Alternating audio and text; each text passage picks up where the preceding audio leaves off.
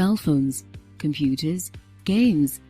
It seems that children have become so consumed by the digital age that reading has gone straight out the window.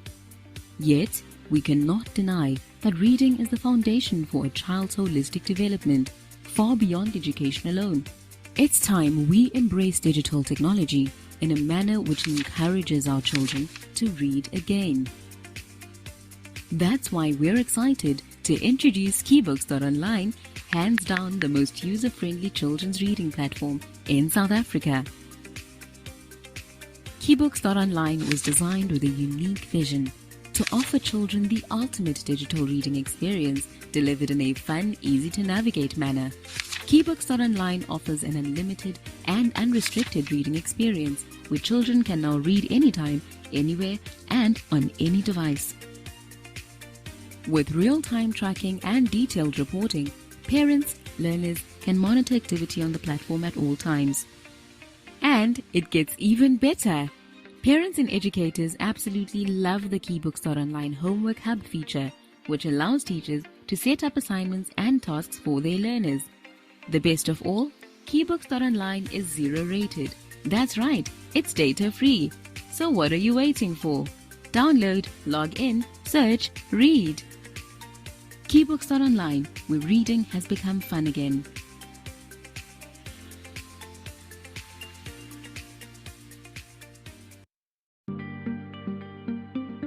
Hello everyone. EduBlocks is excited to be a part of this webinar, but you might be wondering who we are. EduBlocks bridges the gap between learning needs and academic success through integrative cognitive, literacy, and numeracy skills development, giving hope and peace of mind to families. We have over 35 years' experience in the educational field and offer services both online and in person at 40 outlets across Southern Africa. Our unique programs lay the cognitive building blocks of concentration, perception, memory, and logical thinking, which are essential to every child's academic journey.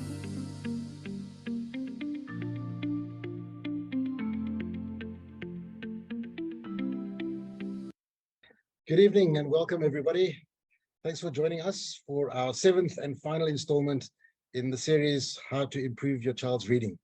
This session is proudly brought to you by kibooks.online, a new digital online reading platform for children, and in association with EduBlocks, our partners and leaders in specialized reading and math services. I'm your host, Chris de Beer, and tonight we recap and take a quick look back at the past 6 months and thank all the guests who have shared their expertise to help make this series a success. First of all, a huge thank you to Monique van Heerden, who co-created the series with us from inception back in February, and to Hanley Bronner for providing the content and anchoring the last 2 sessions. The EduBlocks team certainly are a well-oiled machine, doing great things to help improve young minds. A special thanks to all our guest panelists for their contributions as follows. Webinar 1. That was back in February this year. Monique van Heerden from EduBlocks for introducing us to the house of reading and all the components required to turn a child into a better reader, laying the foundations for the webinars that followed. The second webinar was with Kasia Mankies, the owner of iTech Optometrists, sharing her thoughts on eyesight as the hidden culprit to reading battles and the related essential components relating thereto. The third webinar was with Dr. Deborah Smith, the specialist in education training and development, sharing her expertise on sight words and high-frequency words and how these lead up to fluency. To understand what they read, children must be able to read fluently, whether they are reading aloud or silently. The fourth webinar, our educational audiologist, Marlies de Klerk, delving into the connection between a child's reading and auditory skills. The fifth webinar was with Hanley Bronner from EduBlocks, discussing in detail the reading strategies that are necessary for reading comprehension amongst our children. And the last webinar last month, webinar 6, was with Dr. Vepe Val, the Director of Student Life at the University of the Free State, superbly articulating the reading comprehension strategies and the 3 steps to deepen understanding. A huge thank you once again to all of them for their willingness to contribute and make this series the success that it has been. Before we introduce tonight's guest, just a few general announcements. If you've missed any of our previous sessions, all of them have been recorded and are available to view from our website at www.kwalibooks.co.za. Click on the webinars tab and select the one that you want to watch. This evening's session will also be recorded and made available from our website 24 hours after the event. Feel free to drop any related questions into the chat box, and with time allowing, we will answer them at the end of tonight's webinar. Follow us on Facebook, Instagram, and Twitter, and stay up to date with everything we are currently busy with. During the session, we'll be posting relevant links and information into the chat box. You also don't go away empty-handed, as always, and our final takeaway for this series, exclusively on offer to you as our loyal participants, and details of this will be made available to you at the end of the session, so please stay with us throughout. Our mandate with kibooks.online is to help develop a reading culture amongst our children. For those of you who've been with us for the last 6, you'll know what what it is that I'm sharing, and for those that are new, please, kibooks.online was created with a unique vision. Rather than following a formula and creating something in accordance with a mechanically followed rule or style, we wanted to turn a traditional model on its head and create a digital reading platform that is exciting, original, creative, and captive. The platform is not a library as such. Instead, it offers unlimited access to thousands of top quality books, which are bright, colorful, interesting, with compelling content to be accessed and enjoyed anywhere and at any time. Therefore, children no longer need to rely on limited access within the context of the school environment. It means that they have 24/7 access, be it in the comfort of their own home, at a friend's place, the local library, or even better when they're away on holiday. The platform also caters to all 11 South African languages, and it is data-free. For more information, visit www.kibooks.online and explore our world of books by clicking on the demo logging button and watch the video tutorial for more detail, or simply email us at info@qualibooks.co.za. For the best navigation experience, download the app from the Google Play Store or the App Store. This information will also be placed into the chat box. Tonight, we are in conversation with Xola Ntshinga. He's been a regular voice and face in South African broadcasting for almost 20 years, and his experience extends to both radio and television, having worked on Talk Radio 702 as a talk show host and eventually a sports anchor. He recently added his voice to the Martin Bester breakfast show on Jacaranda FM and has spent 15 years on Supersport on the rugby channel, becoming part of the South African rugby landscape. He's a director of the Conquer Group, a consulting event management and leadership development organization. He considers fatherhood his proudest achievement to date, and is pretty much how our paths crossed and aligned, and serves as the point of departure for tonight's conversation to get an insight from a parent as to the importance of education and access to reading resources, especially for enjoyment, as a valuable tool to help them excel as students in the school environment.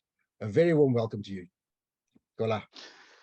Chris, it's really good to see you and to catch up. I've really been looking forward to tonight. It's a bit of a departure from what I'm used to talking about, so I can't wait to get stuck in. And it's been really interesting, and I've dipped into one or two of the last couple of webinars in the series, and I think the importance of education, of reading, cannot be overstated. I think even more so when it's become so close for parents in the past 3 years, where education was somewhat removed and divorced from us. We had to take on so much more of increased responsibility. So I think the awareness certainly has increased from a parental point of view. No, absolutely, absolutely. Well, thank you. Thanks for making the time, and it's always interesting. As you say, from a parent's point of view, we've gone through all the sessions, and sort of just what is it that tickles your fancy in terms of this realm, this space, and in particular, if I can ask you, what sort of drawn you to the world of kibooks and your thinking behind it? I wonder if it's chance or if it's you, Chris, who drew me in, and now I can't escape. You've got me in your clutches, and it seems I'm going to be stuck with you for the future. And it literally was that. It was a chance meeting online, I suppose, which made me delve a little bit deeper into what it is you do. We had a little bit of a get together, but even then, I think by the time we met, I was so thoroughly interested in the importance of the role that you serve. We all know that South Africa has insurmountable challenges, and I think you can take it in any realm. But I think when you look at education, it is seemingly one where, again, we surrender a lot to chance. For those of us who can't afford really expensive education for our children, it's become even more important to supplement that foundation. We do so in every other sphere of life. We do so when it comes to our security, where we use private security companies. We do so when it comes to the realm of healthcare in South Africa, quite often, at least those who can afford to. But when it comes to education, we tend to leave things to chance. So I thought, well, this is a wonderful way of grabbing the bulls by the proverbial horns, as it were, and actually making a positive contribution in your child's life. And again, this is not necessarily asking a parent to change their life, change the lifestyle, change anything about the way in which the child is being educated, but merely to supplement, to add. I think the love of reading is one I was very fortunate to have inculcated in me when I was very young. I come from a background of educators, though I myself do not necessarily consider myself one. Maybe when it comes to rugby, every now and again. But you know, I was born to a mother who retired as an academic at UNISA. She was head of the African Languages department for a number of years there.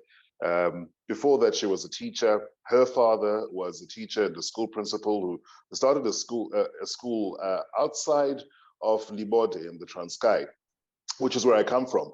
And it's in a village. It's you know, a junior school. It's a primary school, and it's been around for about over 40 years. I had to check with my mom a little earlier before talking about it tonight. And I've always been acutely aware of the need to aid when it comes to reading. I say that I didn't have a problem ingesting books and reading as a child. The reality is I did. I fluked my way in by reading Asterix comics when it was supposed to be in the library, but at least it was reading. And then for some reason in high school, I started picking up newspapers and never put them down, and was very fortunate as a result to work in a newsroom after that. And I think it stems from that. And I think the realization of how far it's helped me to progress just individually, you know, I always feel like an imposter in my field. I always feel like there are 1,000 other me's running around. The only difference is they just didn't get the opportunity.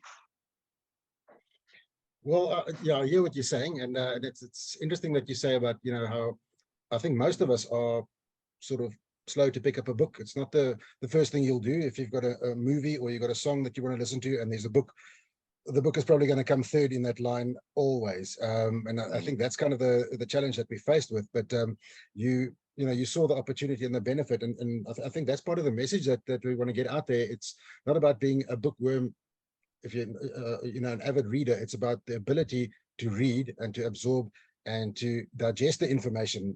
You know, those principles which we know statistically, you know, I think most of the people that are on here in any event would know, you know, that our children aren't reading with comprehension, and that's kind of a basic skill that needs to be taught, and you can only be taught that if you've got access to the resources in order to try the habit. I mean, and in the field that you've been very involved in, that most people will know you from, is you know, any sports person, they're only that good because of practice, not because of, you know, and that's where we, you know, we see kibooks, and I think you and I have had the conversation, you know, about the role of kibooks is knowing its role, you know, that it's there to add value, and I think that's an important part, because this will enable children to practice what they're being taught, and that's going to make them stronger readers, better readers, you know, grow their general knowledge, their vocabulary, their comprehension skills, and with that comes confidence, and with confidence comes an ability, and the ability to become a better student. And I think that's partly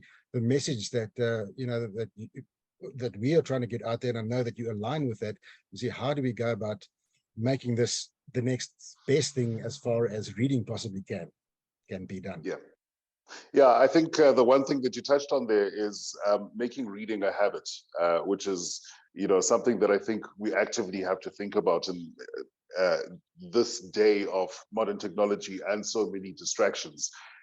I've got two young girls. My 10-year-old thinks she's 20, and unfortunately, Chris, she gets it from TikTok. And that's the battle. It's getting her to put down the tablet. and to pick up a book willingly, not have it forced down her throat. I understand, I've learned to understand the value of words, and it's stood me in good stead, particularly in my career. I didn't necessarily set out to do this, when I started working professionally, I worked for Liberty. I was a broker consultant. I was selling life policies, and doing things that were completely different. But I think it's the way I absolutely valued everything else that I've supplemented in my life. It's reading about the sports stars of the past. It's understanding what best practices when it comes to journalism, understanding what the best broadcasters think, what they've written. And even today, I think I've also had to understand that as a man and from a young lad, I enjoyed nonfiction a lot more than I did fiction. We kind of expected to want to enjoy the fantasies, and I did read Terry Pratchett at school, and it's wonderful to try and work your way through Lord of the Rings. I didn't finish it. But I found out that I'm more interested in the here and in the now, and only books could have opened up my eyes to that, not necessarily listening to what my mates think or thought was a cool book. Yeah.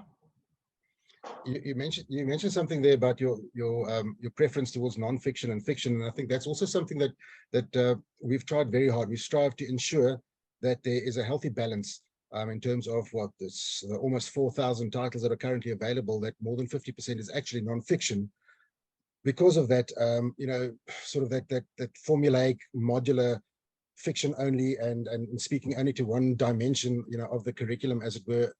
As opposed to what we're achieving. And again, something that you spotted was enjoyment, enabling children in a safe environment, because I think that's an important thing that parents and communities need to know, that, on this platform, you're safe. You can't click away. You can't click out of it and end up on TikTok or Facebook and all of that. It's a safe environment with child-friendly material and something for them to explore. And I think given the chance, and it's our role as parents to make it fun for the children to go to, as you say, because it's not a natural thing to put down the tablet and stop playing around, and to change the way that we perhaps approach our children and say to them, what, you're spending 5 hours a day on technology, whether it's movies or TV or music or TikTok or creating videos, Facebook, whatever it is.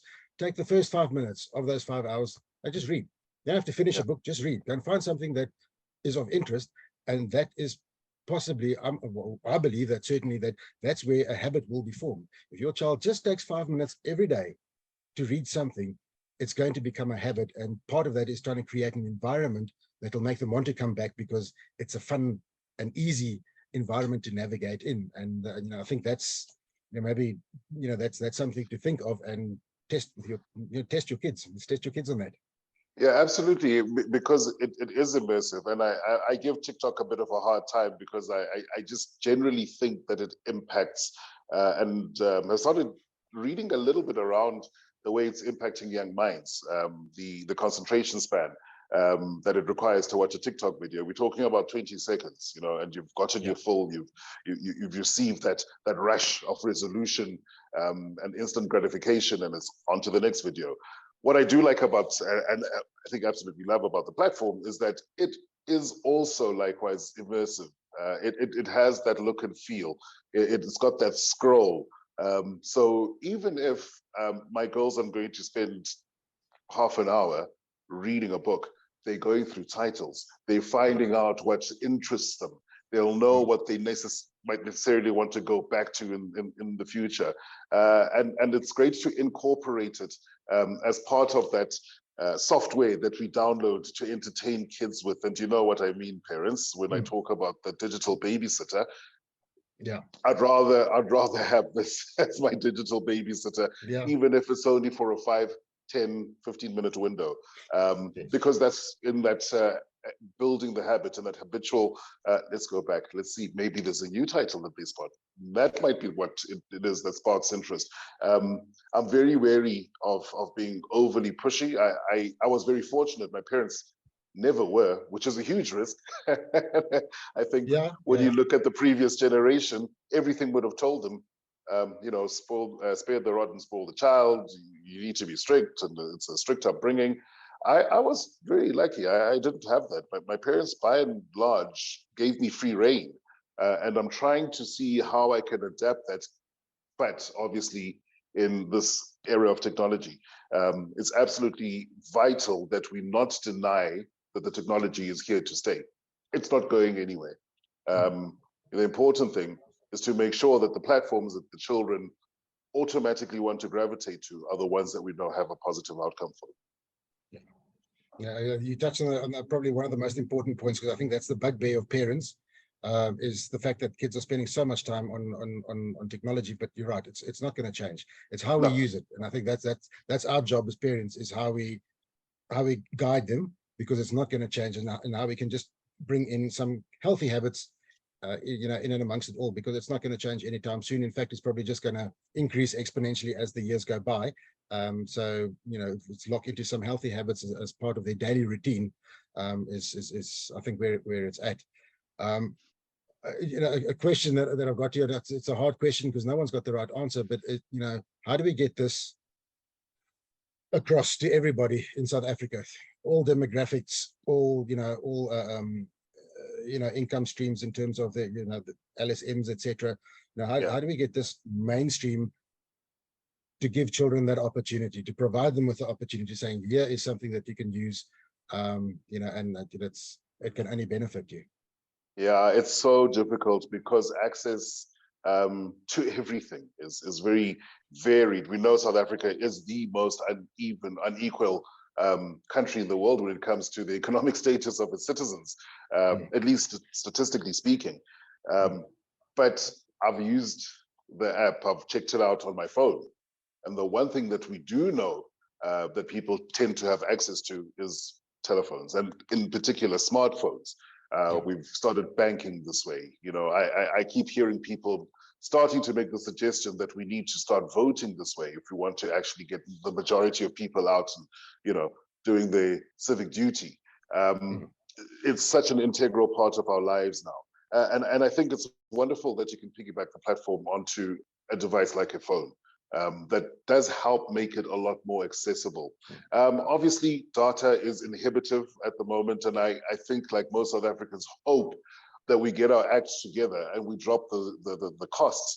And I do think government has a lot to answer there. I think that it's all been about the uplifting of the country economically, and I reckon if you want to do that effectively, put up a couple of masts in deep rural South Africa. Give people access to the internet, give them a couple of gigs, if you can, a year for free. I think then you'll start seeing real movement on the ground. Maybe I'm being a little bit conspiratorial and I don't work for government, but I do sort of, I'm the eternal optimist, Chris. I see that solutions are there for the most part in front of us. I think it takes for public-private partnerships to drive them forward. I'm not saying government is not capable of doing anything. Absolutely they are, and they're a crucial cog. And we need to walk the journey with them, because it is a journey. But there are ways and means. But I think that the fact that the technology is already so widespread is a wonderful end to start spreading the news, as it were. And I don't want to take away too much time because I blabber on, and you're going to have to. No, by all means. Fortunately, we're not close. You're not going to be able to smack me over the head to say, yeah. But I about 4 years ago, with an insurance company, or Assurance Life company, went on a book drive in rural KwaZulu-Natal, and we were handing out books, helping little schools start libraries. Wonderful initiative, absolutely needed. And you get to a school in the middle of absolutely nowhere, but in the middle of the beauty of the Drakensberg, for instance, and they don't have books. They don't have a library. You can see a couple of textbooks that have to be shared. Mostly it's for the teacher who has to translate things onto the board. And for them to receive brand new books is fantastic. The difficulty is those buildings are not secure. In one of the schools we went into, a computer lab had been set up by a sponsor, and it was absolutely wonderful. Those computers were taken within the space of a month. The moment it Yeah. got to the wrong ears, that there's equipment there. So I do think that a workaround, and again back to the solutions, is this small telephone or this little device.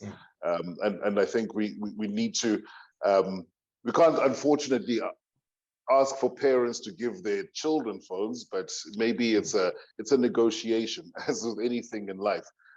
So rather than winning the children over, I think the challenge is to say to the parents, listen,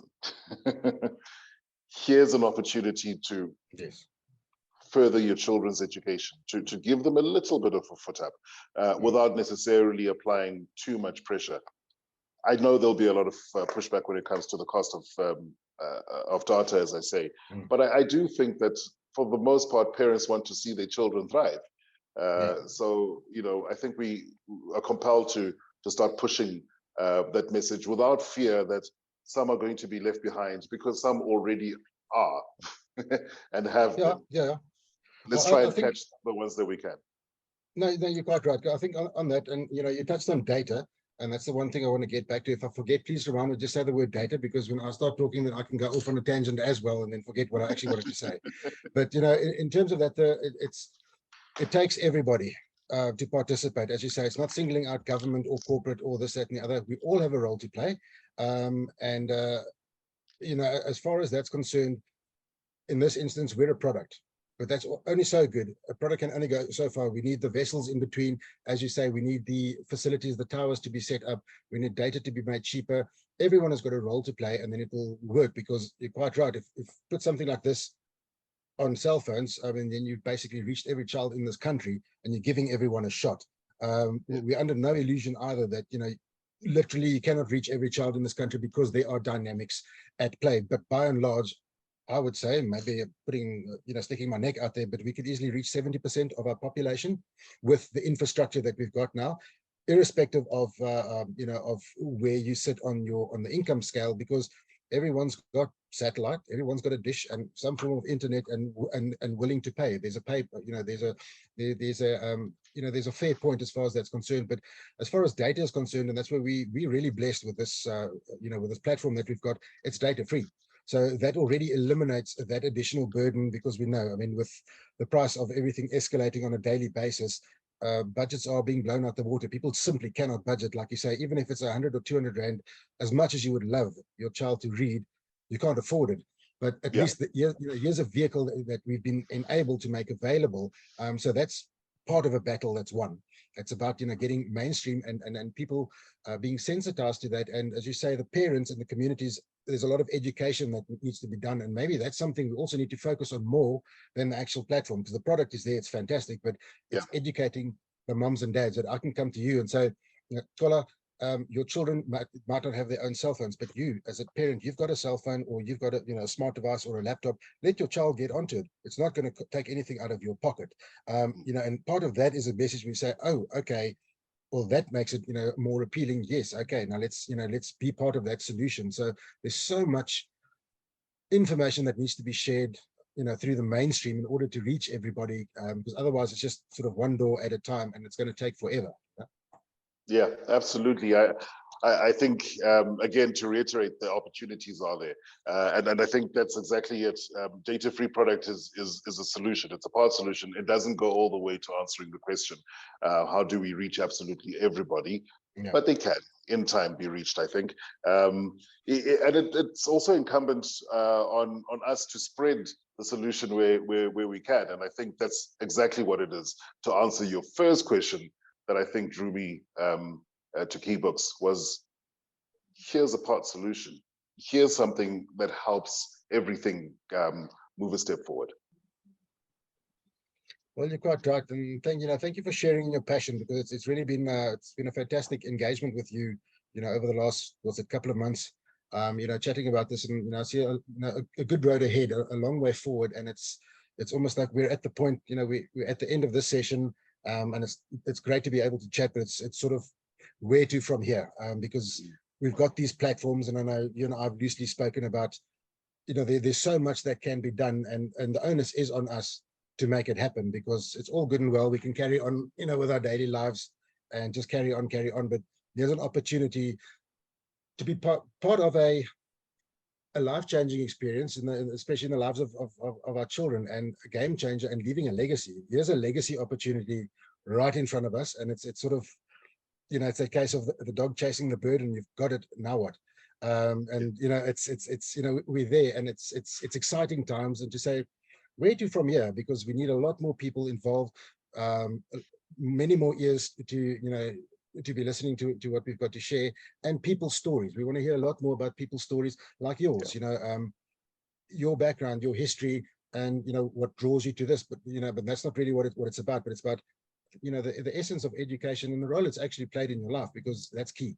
You know, and part of that, these stories need to be heard. So I'm looking forward to the road ahead, the immediate future, you know, the medium to long term even, but the short term right now is where it's at, because it's here, and people are sitting up and listening, and every day is another day that someone listens. And, you know, it's important that we build relationships and synergies, you know, like we are, to say, well, how do we take this forward and be, you know, be the guys that put up our hands, roll up our sleeves, and saying it's here, and we're going to make it happen.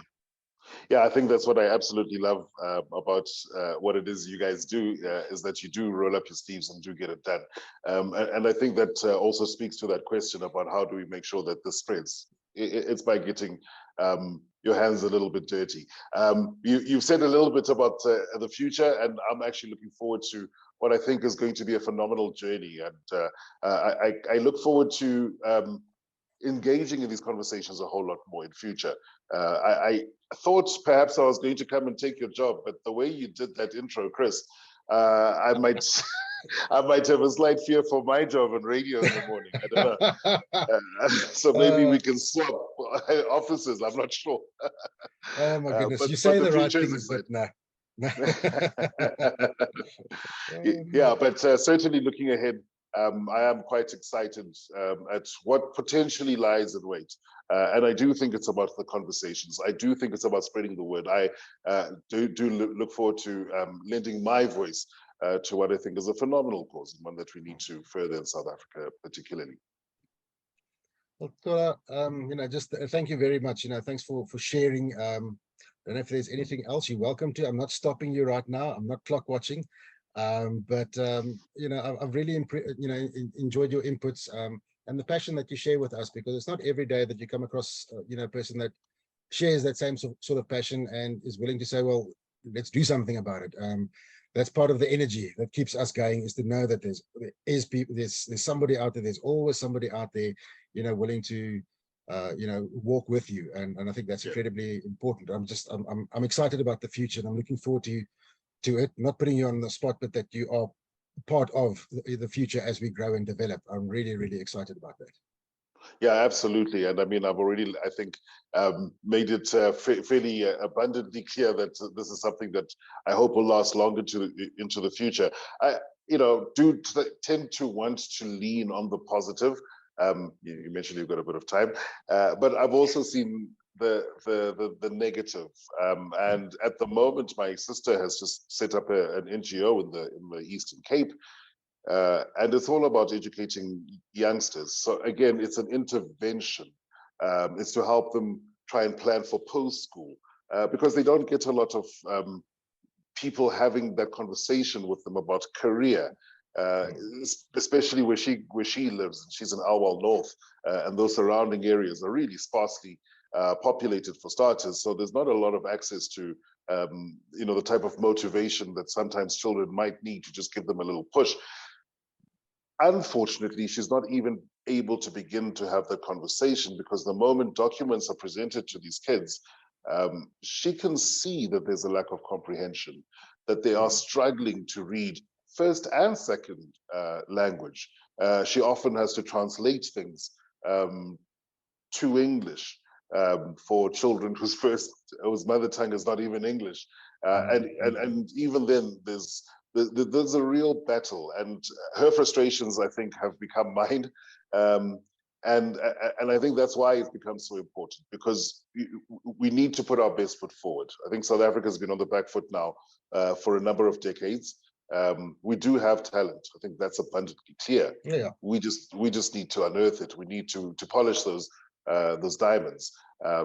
And I really do hope that the interventions that we are involved in make a positive difference.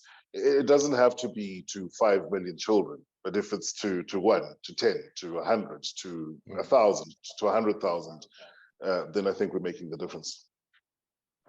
No, you're quite right. And I think that that's part of the illusion that must be shattered, that it's not a case of, well, however many children are in primary schools, 13 million or whatever. It's an unrealistic expectation, because not everybody is going to be the head of a company or whatever. Everyone's got a role to fulfill, but it's about, everyone has got a place in the sun, but it's giving everyone that opportunity to have their place in the sun. And I think that's, that's what it comes down to, because as you rightly say, we can't be under any illusion to think that something like this is going to turn everyone into a CEO. It's not going to happen. That's just not the way the world is. I could be wrong. Maybe it's going to change in 10 years time. Did I have no idea. Why didn't you tell me this before? I mean, no, absolutely. But look, I think we can sit and chat all night long if we wanted to. But I think one of the things I hope that the people that are here that are participating, or the audience, if people have got ideas, share it with us. Sort of what can we do to get the message out there in a more robust way, and get more engagement, more people involved in what we're trying to do. Be it more webinars, podcasts. I know you and I spoke about podcasts and all of that, and definitely I will not be taking the lead in something like that. But there's ways of going about it, and we need to use whatever technology is at our disposal to get as many people to listen and to be part of the program, not just to sit and listen and thank you very much and off you go, carry on with your life, but actually have a vested interest and say, like, hey, I can do something that's going to help change the landscape. And I think that's what's important. So, the people that are here tonight, people that are going to be watching the recording, I know, again, with load shedding, bless its heart, it's putting a damper on a lot of people that aren't joining tonight. I think I've got about 8 emails I see in the corner of my eye that have come through. Sorry, we can't, is it going to be recorded? So that's just the reality. But when people do, sort of, what ideas have you got? Share with us so that we can, implement practical and necessary solutions to help drive the initiative to give children access to the resources. I do think whilst you are soliciting those questions, suggestions as well, if there are any questions, I'm happy to take them while we run. I do think that one of the things that we can actively do is talk to people. You mentioned stories, and I love the art of storytelling. I don't think I'm a particularly good storyteller, but I do try and listen to great storytellers. In fact, at the moment, I've just finished for the second time reading one of those J.M. Coetzee heart,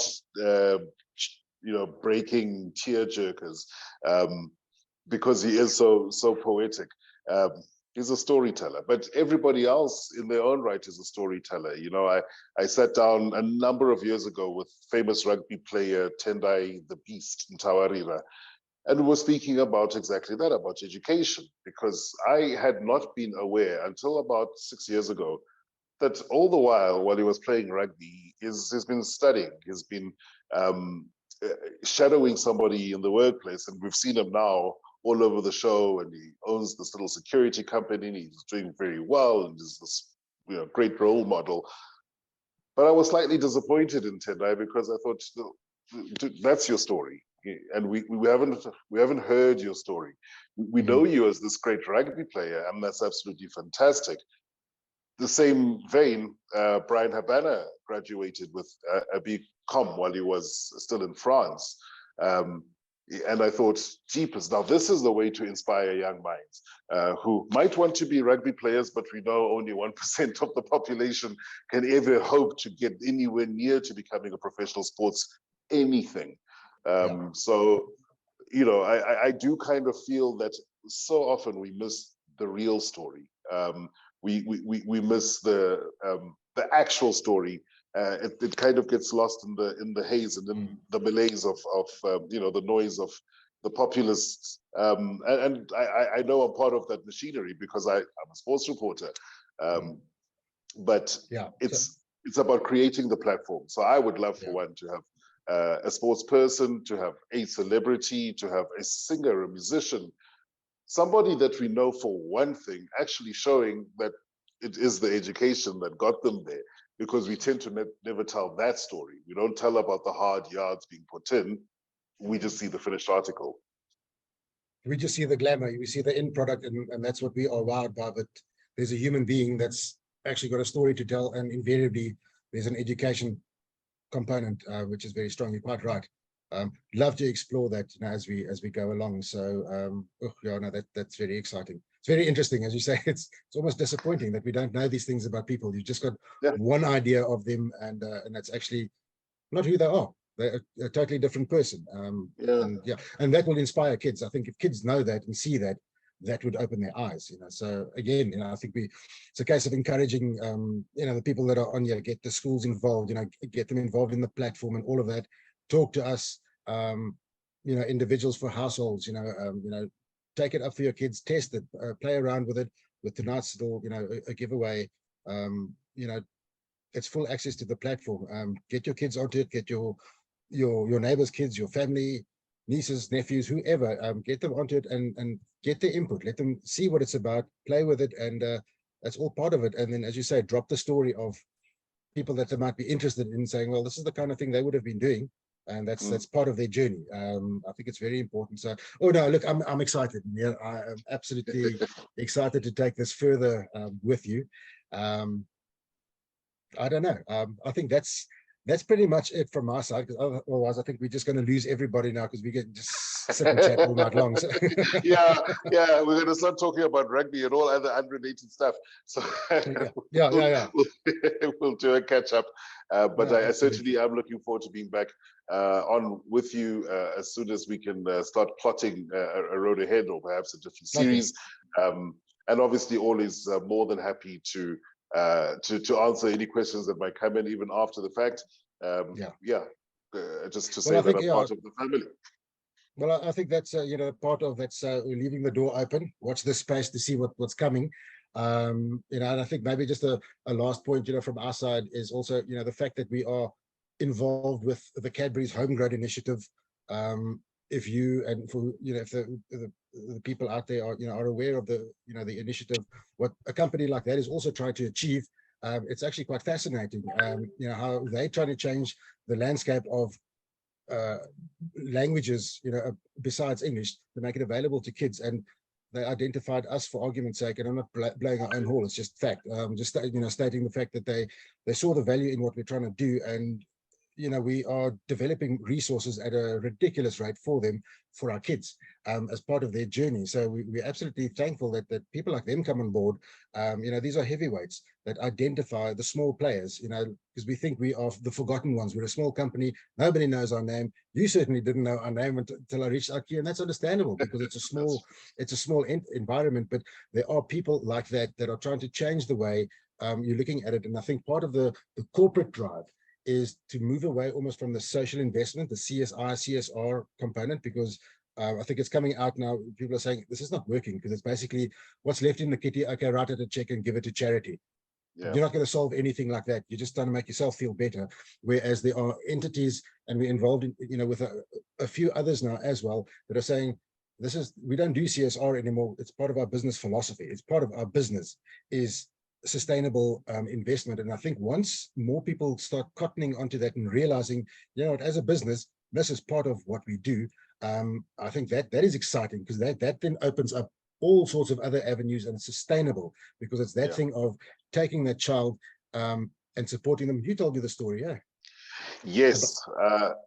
Lizo Koboka, who plays for the Bulls, I don't know how many Springbok test caps he has. He's got a couple. But wonderful rugby player from Butterworth in the Eastern Cape, was telling me the most heartbreaking story about his growing up without a mother. Well, he lost his parents very young, and he ended up raising the youngsters in the family. And whilst going to school, also hunting for food to keep this household afloat. And he told me a heartbreaking story that for a week he had flour and sugar in the cupboard, and that's what he would eat. So he'd feed the kids, and then he'd take spoonfuls of dry flour and mixed some sugar in. And he ate this just so that his stomach could have something in it. Well, he's gone on to be this famous rugby player.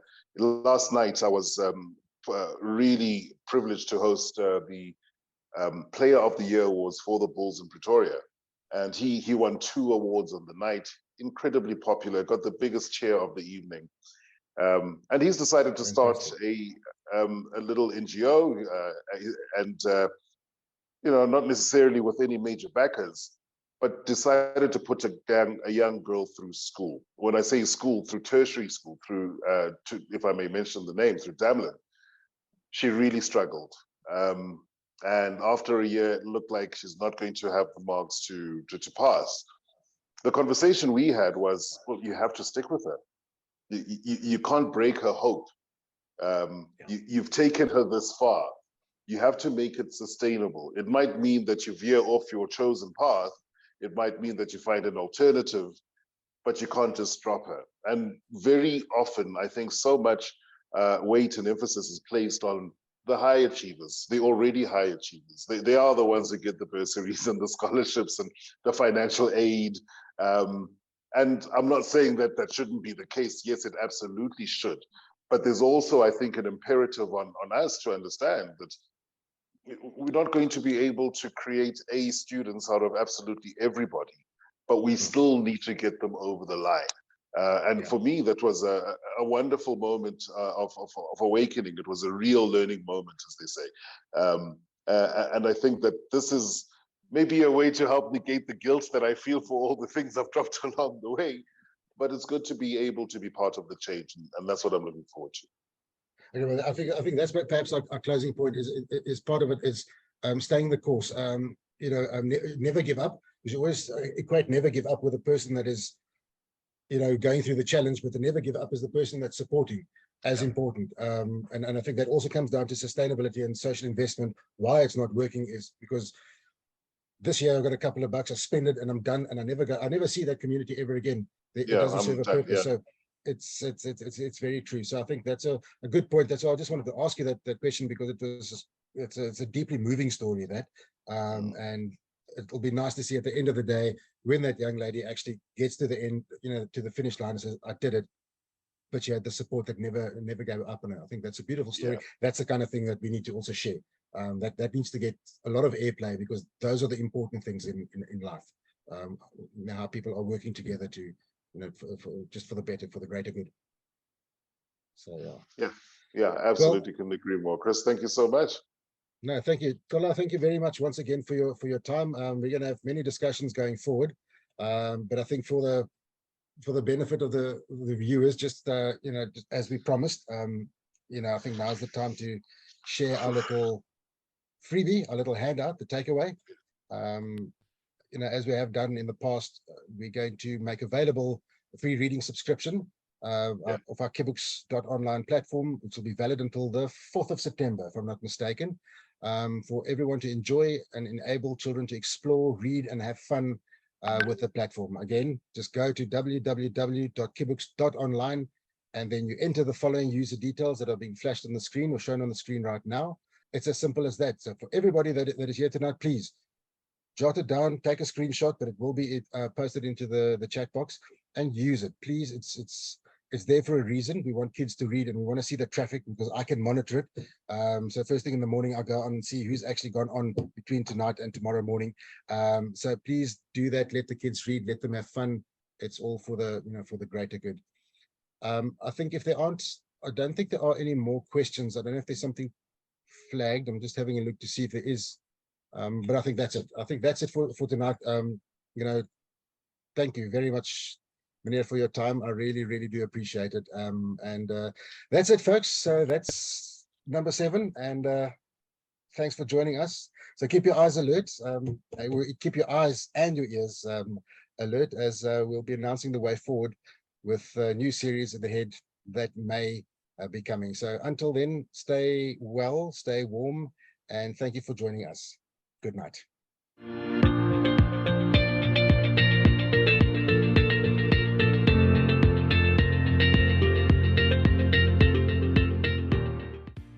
TV, cell phones, computers, games. It seems that children have become so consumed by the digital age that reading has gone straight out the window. Yet, we cannot deny that reading is the foundation for a child's holistic development, far beyond education alone. It's time we embrace digital technology in a manner which encourages our children to read again. That's why we're excited to introduce kibooks.online, hands down the most user-friendly children's reading platform in South Africa. Kibooks.online was designed with a unique vision to offer children the ultimate digital reading experience delivered in a fun, easy-to-navigate manner. Kibooks.online offers an unlimited and unrestricted reading experience where children can now read anytime, anywhere, and on any device. With real-time tracking and detailed reporting, parents, learners can monitor activity on the platform at all times. And it gets even better. Parents and educators absolutely love the kibooks.online homework hub feature, which allows teachers to set up assignments and tasks for their learners. The best of all, kibooks.online is zero rated. That's right, it's data free. So what are you waiting for? Download, log in, search, read. Kibooks.online, where reading has become fun again.